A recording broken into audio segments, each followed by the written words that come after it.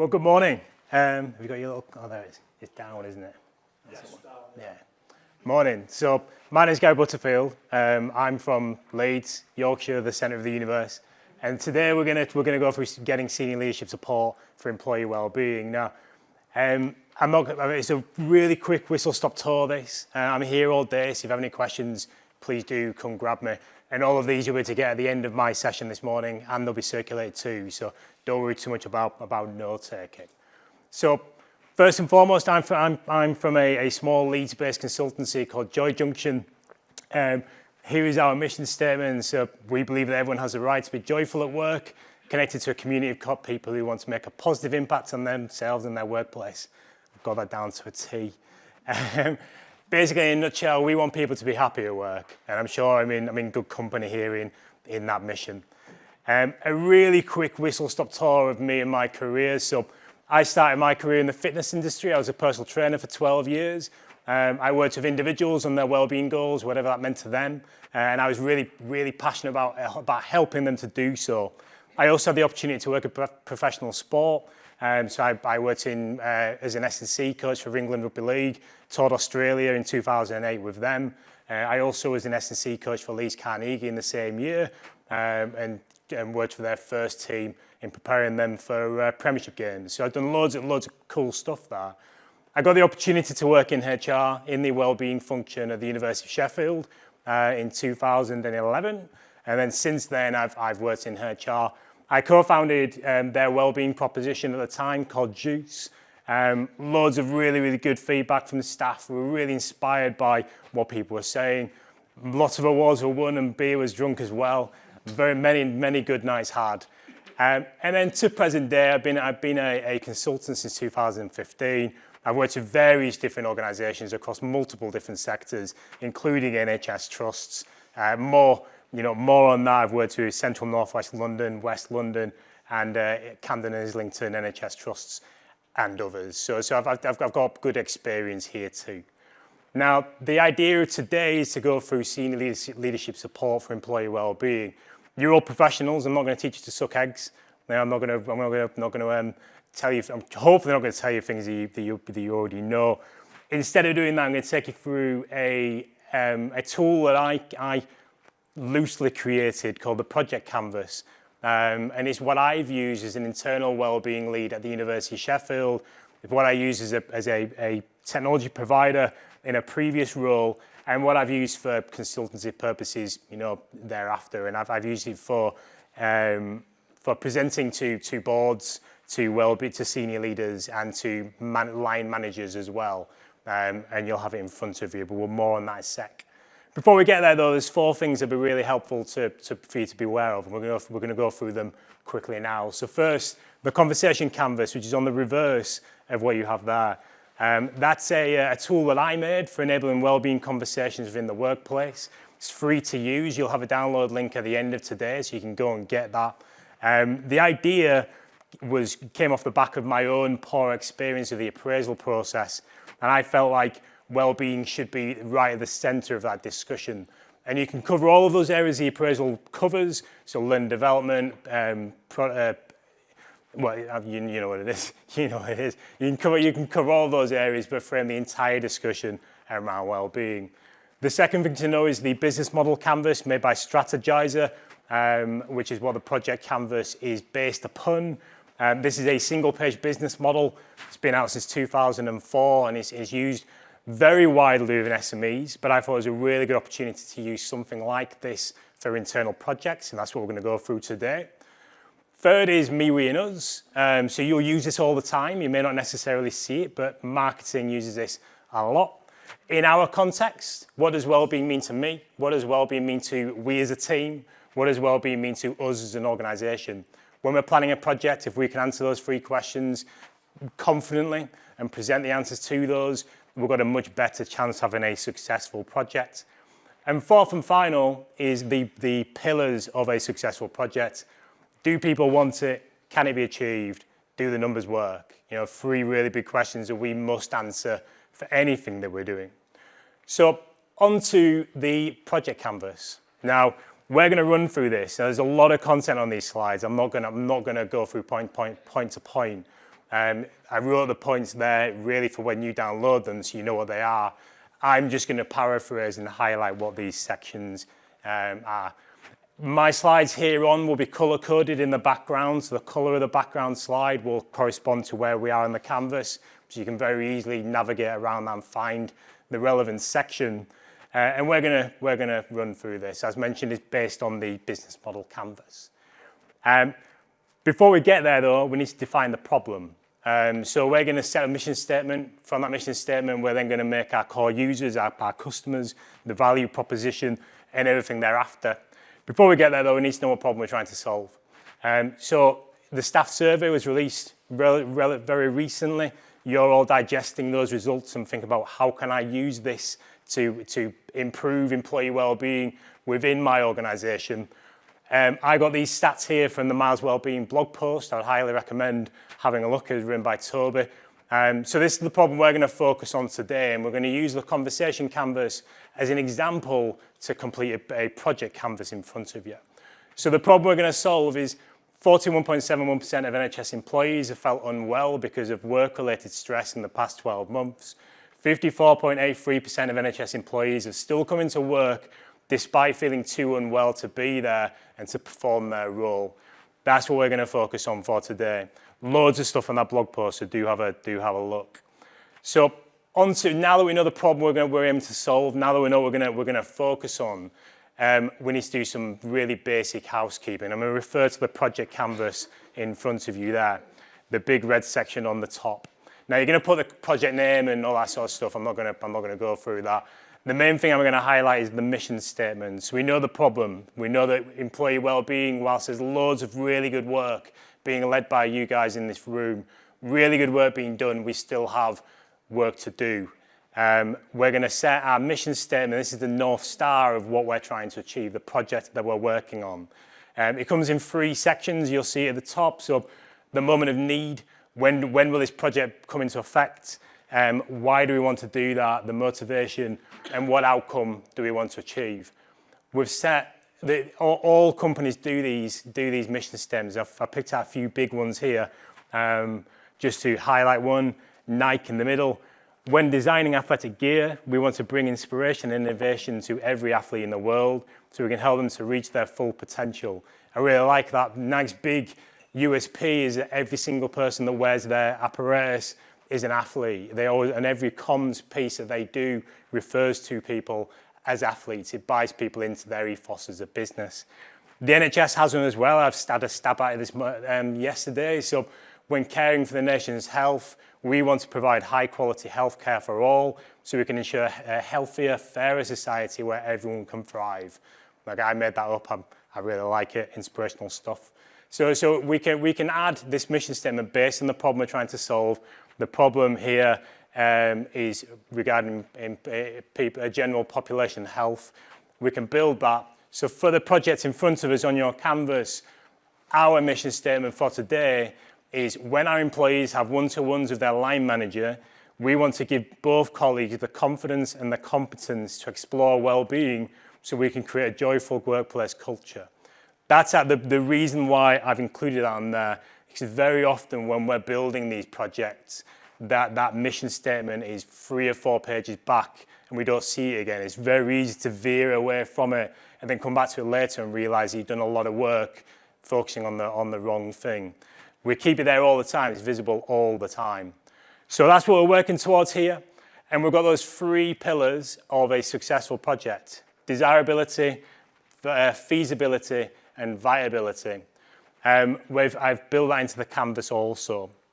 So the big yellow section on the right, there's 3 parts here. And this is probably one of the most important things for finding the right people that we're going to try to target. First and foremost is user segments. So who does this project benefit? You know, who are we trying to get to? Is it line managers? Is it individuals? Are we targeting senior leaders? You know, we need to identify who these people are. I built in the me, we, and us model there for you to use, so we can make sure that we're on the right page for all 3 of those key stakeholders. So wellbeing conversations, who are the people, who are the individuals within the organization that we want to engage with this? How does this impact teams and departments? And what does success look like for them? And what does success look like for the organization? What does that look like? If we can answer that for those, we've got a much easier sell when we're taking it to line managers, senior leaders, whoever the audience is that you're trying to present to. So that's user segments. Second, and this is I've had a number of discussions there about how do you engage line managers to enable people to take wellbeing breaks, to go for a walk on lunch break, whatever that is. How do we engage with line managers to do that? It's all about the value proposition. Crucial that we do a sterling job here. So this is the value in investing into something. So if you went to your CFO and said, I can save you 10 million a year by investing 20 grand, do you want to do it? You couldn't get that 20 grand fast enough because you sold that value effectively. If you go to a line manager and say, if you have wellbeing conversations, I can increase your productivity by 20%, you got to invest two hours per month. Yeah, do you want to do it? Yeah, I guarantee for that 20% gain, yes, I want to do it. So it's about selling that value, and that's where we identify here. Spend a little bit more time on this slide because this is about value, not about features. So it's not we're going to build a booking system, because the booking system isn't value, it's just a tool. Value is that booking system is going to make accessing services easier. That's the value to investing in your proposition. So I've spent too much time on that one. Next one is channels. So we know who we're trying to target. We know what the value is that we're going to deliver to these users, these customers. We know about how are we going to demonstrate that value? How do we get to them? Are we going to do it through the intranet? Are we going to do it through social media and all staff emails? Are we going to do it through pulse surveys? How are we going to engage with these people to demonstrate that value? And then building on that, once we know how we're going to talk to them, in what channels we're going to use, what kind of relationship do we want to build with them? Is it a informal yet informed type discussion? Is it are we doing it through training sessions, through workshops? Is it professional development, CPD points, all that type of stuff? What kind of relationship do we want to build with them? And once we've got that, you can see once we've got those 4 points, those 4 boxes, we've then built a really good idea of whether this project we're working on is desirable by our target market. So we're going to go on to the next section now, which is feasibility. So we know this is who we're aiming to service. This is the value we're going to deliver, the channels, the relationships we have with them. So we know they want it, but can it be done? Can we actually achieve this? And this isn't about money at the moment. We'll get to that. So is it feasible? And first is activities. That's where the booking system comes in. What things do I need to do, or what things do we need to do to demonstrate, to deliver the value proposition that you set out earlier? So is it working with internal stakeholders? Is it engaging with line managers? Is it setting up a leadership course? Is it setting up a social media account? You've demonstrated all that. I've highlighted all of those in your previous steps. What do I need to do to deliver that value to my customer? And then who do I need to work with? So I am one person. I've got finite time. I've got finite resource. I've got finite skill set. I'm not an FD. I'm not a marketeer. I'm a HR person. That's where my skill set is. Who do I need to work with? Let's identify who I can work with. So it might be me in my consultancy, Miles Wellbeing for physical health. It could be working with finance, working with internal comms. One of the most successful things I did at the University of Sheffield was something called VoiceWorks, which is teaching academics how to warm up and cool down their voice before and after teaching. I worked with the music department to develop that. Who do I need to work with to deliver that value that we've identified? And then finally, what resources do I need? So we know the activities, we know the people, who do we need to work with? What physical and essential assets and intellectual assets do I need? Do I need a platform like Miles Wellbeing so I don't have that internally? Do I need a CRM? Do I need a learning development framework? Do I need the project canvas? Do I need the conversation canvas? Identify these key resources that you need in order for you to deliver that value proposition that you set out earlier on. And that there is our feasibility section. So all of those bits all those partnerships and things that we need to develop in order to deliver the value proposition we've outlined. Now comes to the money bit, which is, it is crucial when you're looking for senior manager buy-in. Less so line managers, because they deliver things, but senior managers, absolutely, and so they should. That's what keeps the lights on and keeps you in jobs, so we need to keep them happy. So viability, there's two sections here. So first, investment structure. Really big learning for me over the years is always use the word investment, never use cost or spend or anything like that. Investment always. Your electricity bill is a spend. People are an investment because you get a return from investing in people. Okay, so always do that. I learned that the hard way over the years. So here is, what do we need to invest in? So services like CRMs, apps like Miles Wellbeing, all these different things that they have money attached to them. Of course they do. They need to be able to maintain themselves and keep the lights on for you. What do we need to invest in order to deliver that value proposition? And with here, it's not just apps and IT assets either. It's people. Your time is an investment. When you're spending 10 hours on this instead of 10 hours on that, that's an investment of yours into this project. So make sure you include yourselves in this as well and any internal stakeholders that you might be working with.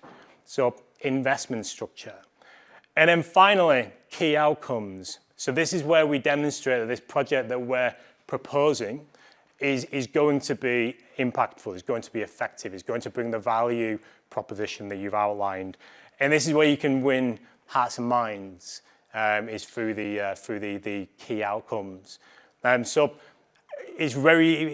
think of a short-term and a long-term approach here. So you can see on the project canvas in front of you, I've gone for 4 goals. One at 1 month, quick wins. One at 2 years, longer term wins. Based upon the staff survey that's just come out recently, they're based there. And that in front of you, I'd say Wellbeing Conversations is my day job. The conversation canvas is my baby. It's designed around the conversation canvas, but it very easily will apply to any internal wellbeing conversation work that you might already be doing. Mine's free, so you can download it at the end. But it apply there. But be specific with your goals. This is what we need to invest in the investment structure. But this is the return that's going to come off the back of that. And that, I'll save you 2 million for 20 grand, is how you're gonna present that message. So I drunk a lot of tea and I've rattled through that. I say I'm here all day, so do give me a shout if you have any questions with that. But through using the project canvas is something that I made when I was at the University of Sheffield. I made it because I used it loosely but I thought that there's a lot of opportunity to develop here for internal projects, and I made it for my own use. But when Toby asked if I could come and talk about it today, I printed them all out so you can use them. I will open up to any questions, but I'll keep in the background this QR code. So if you scan that with your phone, you can get the slides from today. You can get the conversation canvas, the project canvas, and then a couple of other bits on there. Or head to joyjunction.co.uk/links, and they're all there for you to use. So I'll leave that there, and I will welcome any questions that you may have.